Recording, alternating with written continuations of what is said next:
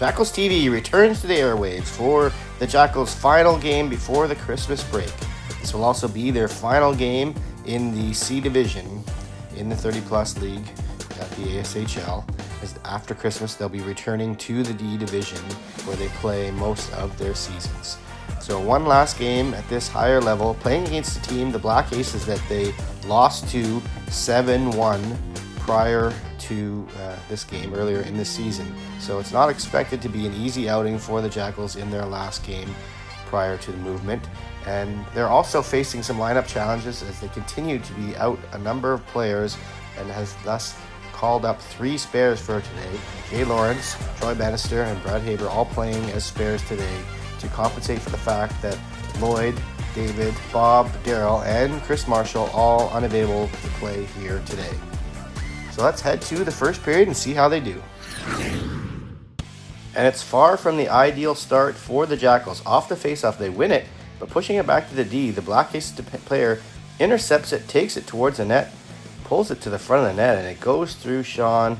First shot, mere seconds into this game, is in the net, 1-0 Black Aces. And it continues. Here's the second shot of the game for the Black Aces. They put that through, and it gets directed past Sean's legs into the net, and it's 2-0 for the Aces about 45 seconds into this game. Jackals going to try and get back in this.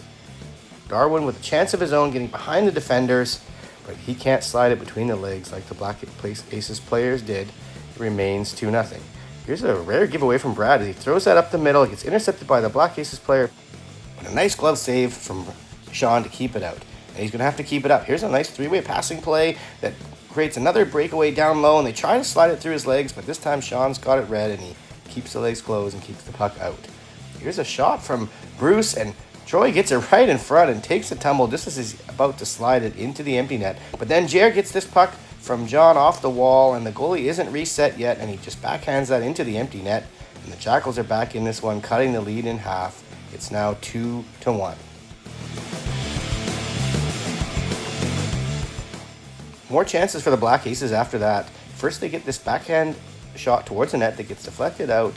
And Sean has settled down a bit because this pass is going to come across, and he's going to get the shoulder on it and turn it aside, keep it a 2-1 game.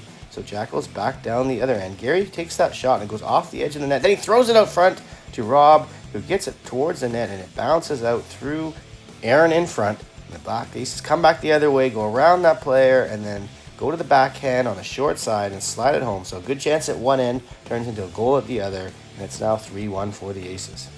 And they keep coming. Here's an opportunity off a neat little backhand pass for another semi-breakaway in close. Hit the shot, but it looks like Sean got a piece of that. Then it went off the post.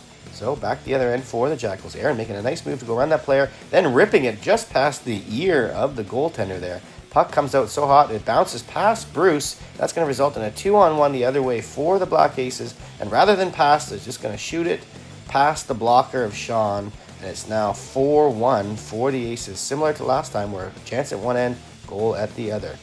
Here we see Jay coming across the line, but he's going to turn that puck over. They're going to put that ahead for a breakaway. Black Aces player in, puts it through the 5-hole, and turnovers and chances at the other end are quickly getting converted by the Black Aces to take a 5-1 lead in this period.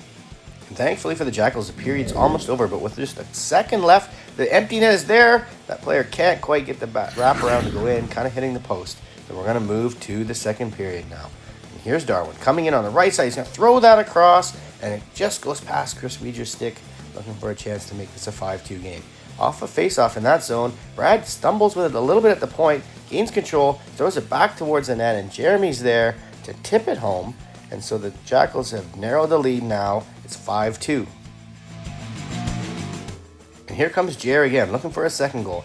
He's got Johnny coming late, but he's going to elect to take the slap shot. A good choice as that goalie bobbles it. Looks a little shaky on shots there. He does get a chance at the rebound, but it gets shoveled just wide.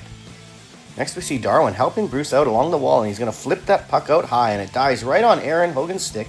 So he comes across the line, and he feeds a nice little pass up to Chris Weeger, who tries to drag it across, comes off his stick, and finds its way into the net, looking very similar to those first couple goals that the Black Aces got in this game. It's now 5-3. The Jackals are going to look to close the lead even further. Here comes Brad up the middle of the ice, And he's going to delay a little bit, come across, take a shot, and the goalie gets way out of position. Loose puck in front. Jared's about to just put it into the empty net, and somehow that puck ends up going wide rather than into the empty net. You can see Johnny starting to put his stick up into the air. That opportunity is squandered, and it remains 5-3 until the Black Aces hold this puck low along the wall, find the player coming in late, and he throws it at the net. And once again, the theme for today's game is a chance at one end results in a goal at the other. And it's now 6-3. And almost 7-3 here as Sean has to come out awkwardly, make a save. Then he gets up and leaves the puck there. And the Jackals do recover it, though. Here's a nice little pass from Gary. Up to Rob. He's alone on a partial breakaway, and he's going to pass it over to Aaron. And somehow the Black Aces goalie comes across, makes a save, and then it gets pushed up the other way behind the defenders. And a breakaway for the Black Aces. But Sean gets a save there, and it looks like maybe they're out of trouble, except for the play continues, and they find the trailer, who goes to the backhand and throws it across the net, and we've seen a number of goals like that here today. And once again, a chance at one end and a goal at the other. It's now 7-3.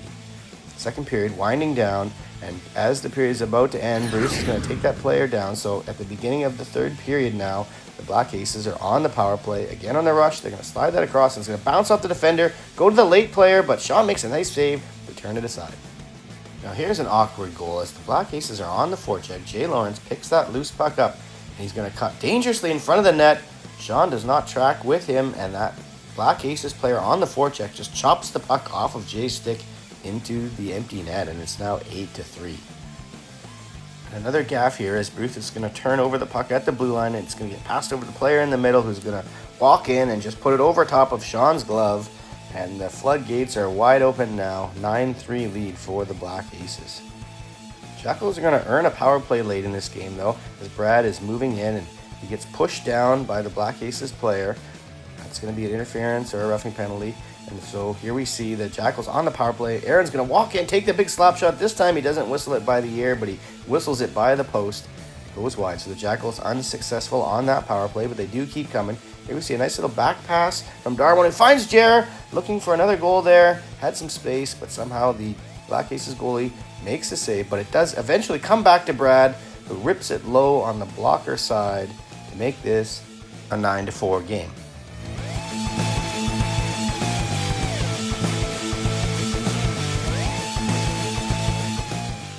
The Jackals are going to creep closer. Off the ensuing face-off, Jer pushes that puck back to Brad, who's going to go down the right wall, get disturbed, delays, and then comes back in, has his head up and sees some space low on the short side, slides that home.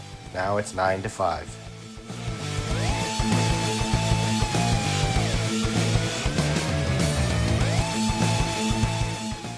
The Black Aces are going to look and try to break single digits, move it into double digits here off a turnover, go high glove, but Sean makes a nice save and knocks it down. It's in his feet, and somehow the Jackals find it and move it out. So just a few seconds left in this game. Black Aces are going to try one more time, come in on the left side, and they find the formula. This time they beat the glove up high to score that 10th goal as time is winding down.